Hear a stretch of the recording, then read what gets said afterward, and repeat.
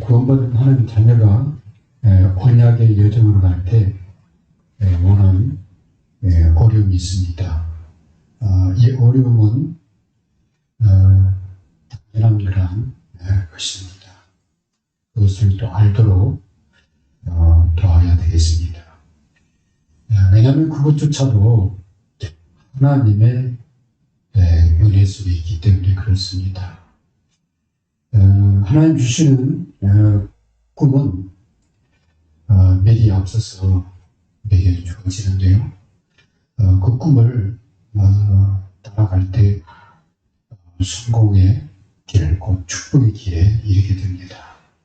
그런데 그 과정은 고난의 길로 이렇게 가는 경우가 많습니다. 또 그걸 통해서 하나님은 우리에게 선한 계획을 갖고 있는데 우리의 믿음을 위해서, 우리의 믿음을 견고하게 하기 위해서 인도하시는 경우가 많습니다. 그래서 하나님은 신자에게 고난을 먼저 주는 게 아니라 하나님의 계획을 먼저 알게 하십니다. 하나님의 계획은 하나님의 선하신 뜻을 이루는데 그 뜻을 따르는 자에게 하나님이 축복하신다는 이 두 가지 계획을 가지고 하나님이 미리 알리십니다. 그래서 고난 가운데에서도 하나님은 이 하나님의 계획이 담겨있는 하나님의 말씀을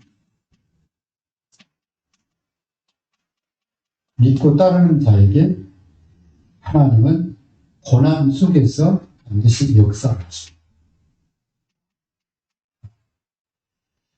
그게 신자를 향한 하나님의 보호, 또 신자의 배경이 됩니다. 고난이 없는 것이 아니라 그 고난을 지나서 하나님은 더 큰 것으로 하나님의 예비하신 그러한 축복으로 인도를 하십니다. 그래서 고난을 통과한 하나님의 자녀들은 하나님께 감사를 하게 되고 또 하나님께 영광을 돌리는 이유가 하나님의 신실하심과 하나님의 더 큰 그런 축복으로 인도하시는 것을 보기 때문에 그렇습니다. 그래서 우리 신자들은 이 세 가지 사실을 미리 알고 고난이 올 때, 어려움이 올 때 그 어려움만 생각하는 것이 아니라 고난을 넘어서 하나님의 그 예비하신 축복을 그걸 신뢰를 해야 합니다. 그리고 거기에 대한 이 감사를 해야 됩니다. 그래서 이내 창령이잖아요. 창령의 이 교회는 어느 성도가 큰 고난이 왔다, 어려움이 왔다 그러면 먼저 성도들한테 떡을 한 식을 돌린답니다. 여기나 이번에 큰 어려움이 왔는데 하나님이 이번에 어려움을 통해서 더 큰 축복을 주실 것을 믿기 때문에 미리 감사의 떡을 드립니다. 믿음의 교회도 있구나. 다들 웃지만은 그 말이 맞잖아요. 어려움이 나왔어. 근데 이 어려움 이후에 하나님의 그 응답이 올 때는 이 고난보다 훨씬 큰 축복이 온다는 것을 체험을 할 거예요. 그리고 그 교회 성도들은 어느 성도가 고난이 왔다 그러면 못 돌려. 그게 서로 통용되는 그런 인사인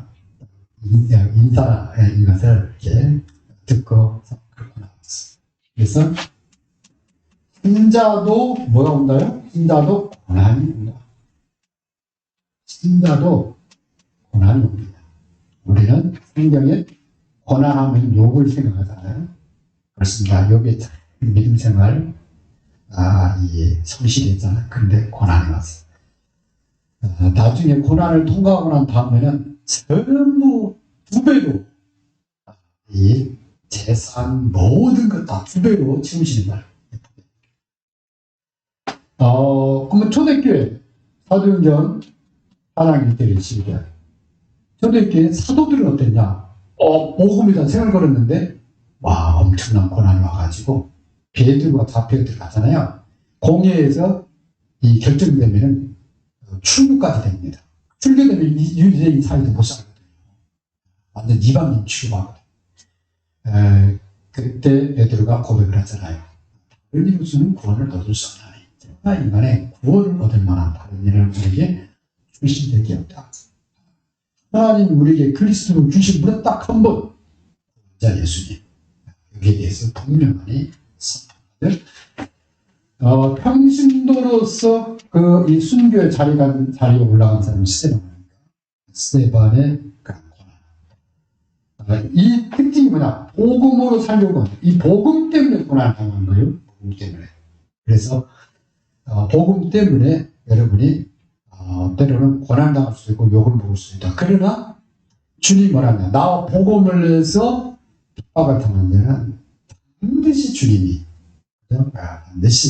반드시 주님이 갚으시겠다고 말씀하셨어요. 번째입니다. 오늘 요셉의 고난을 보게 됩니다. 요셉의 고난은 형들의 이 시기로 발생이 된 거거든요. 형들의 시기로 인해서. 그래서 이 시기심은 누구의 통로 되느냐? 하나님의 통로 됩니다. 거기에는 시기에는 미움, 그죠? 그 다음에 악한 마음, 막 이런 것들이 포함되어 있거든요. 거기에는요, 하나님의 마음이 하나도 없습니다. 그러면 그 마음을 사단이 조종하는 거죠. 그래서 이 형들의 마음을 보면은 이 형들의 이 마음 상태 있잖아요. 상태가요, 미움으로는 가르쳐야 돼요. 그래서 우리가 이 우물에 집어넣고 그 다음에 또 이 나쁜 마음이 들죠. 아깝잖아요. 그냥 주기는 그래도 돈 받고 팔자. 그리고 이 할 말이 없잖아요. 그러니까 이 양을 잡아가지고 그 피 발라가지고 동생들이 이리에 물려 죽었다고, 요셉이 이리에 늑대에 물려 죽었다고 아버지한테 거짓말하잖아요. 이 거짓말은 마귀의 영이잖아요. 마귀의 이 상태잖아요. 결국은 마귀한테 쏘아버리는 거예요. 형들이. 근데 이 형들이 또 이 언약 백성이에요. 언약 백성인데도 이제 내가 나오면 완전히 그냥 마귀한테 속아버립니다. 그래서 문제 만나거든 기회로 삼아야 돼요. 사건, 갈등, 때로는 어떤 위기 이런 거 올 때 이걸 이 사단의 기회를 삼지 말고 하나님의 시간표로 봐라. 하나님의 시간표. 그러면은 하나님의 이 시간표로 하나님의 이 응답이 기회가 할 때 보면은 하나님의 것으로 도전해야 돼요. 그래서 기도만 됩니다. 그래서 현장에 말씀만 돼요. 말씀 붙잡고 기도하면 그게 이 하나님의 이 응답의 시간표로 우리 임하거든요. 여기서 도전을 해야 됩니다. 세 번째입니다. 요셉이 어려움 당했지만은 요셉에게 한 가지 비밀이 있잖아요.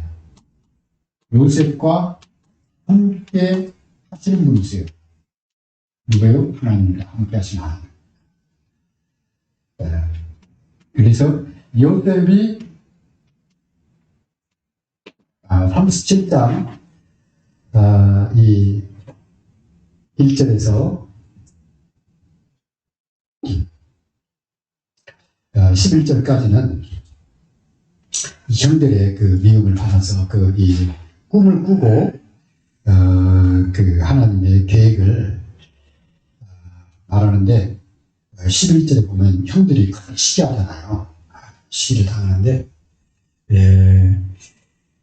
37장 24절 구덩이에 이 주려고 집어 던졌는데 그 속에 뭐가 오면 물이 없어요. 그러니까 요셉이 살았잖아요. 참 이 요셉이 이 세계 복음화에 쓰임받아야 되니까 구덩이에다 집어서 던졌는데 그 물구덩이에다 집어 던졌는데 물이 다 말라있어. 거기서도 살아나. 노예를 팔아서 먼 나라에 가서 죽었겠지 했는데 먼 나라에 가가지고 총리가 돼 있어요. 이건 진짜 하나님의 기적이죠. 하나님의 기적.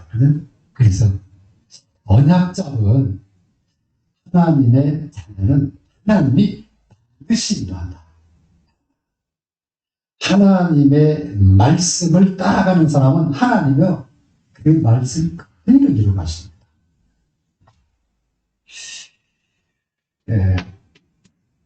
주님이 뭐라고 말씀하십니까? 마태복음 28장 8절 20절에 주님이 초대교회 제자들에게 부활하신 주님이 말씀하신 게 있어요. 너희는 온 천하의 만민에게 복음 전해라. 복음 전파하는 일입니다. 복음 전파. 그러면서 부활하신 주님이 베드로에게 나타나가지고 내 어린 양을 먹이라. 요한복음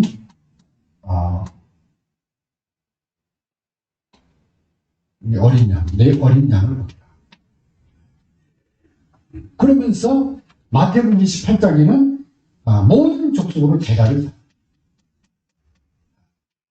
주님이 부활한 주님이 제자들에게 한 게 이 세 가지예요. 그러면서 누가복음 24장 44절 48절에는 증인으로 파송하도록 이 네 가지 얘기합니다. 부활하신 주님이. 그러니까 우리가 현장에서 이 네 가지 일을 하면 돼요. 우리가 해야 될 일은 뭐냐? 복음 전하고 그 사람 양육하고 그 사람 제자 삼고 그 다음에 그 사람의 현장으로 파송하는 거. 여기에서 주님이 뭐라고 하냐? 볼자 내가 세상 끝날까지 너희와 항상 함께하세요. 주님이 그 약속을 주시는 거예요. 함께 하겠다는 거예요. 그래서 하나님과 함께하는 사람이 제일 위대한 사람이야. 하나님과 함께하는 사람이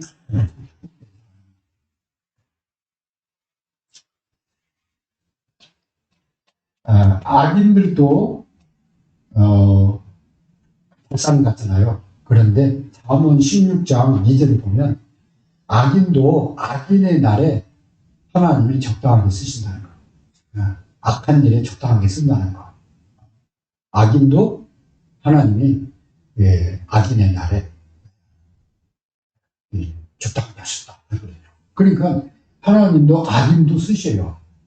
그러나 하나님이 구원받은 하나님 자녀, 언약 잡은 하나님 자녀에 통해서 의인을 통해서는 뭘 일으키냐? 하나님의 선한 계획, 곧 세계를 복음하는 그 일에 하나님이 의인을 쓰시는 겁니다. 오늘 형들도 이 하나님이 그들의 이 약한 계획을 통해서 오히려 요셉을 갖다가 아버지 품에서 떼어다가 고난 속에 집어넣어서 애국 총리로 훈련받도록 해가지고 때가 되면 총리로 이렇게 세우시는 것을 보게 됩니다.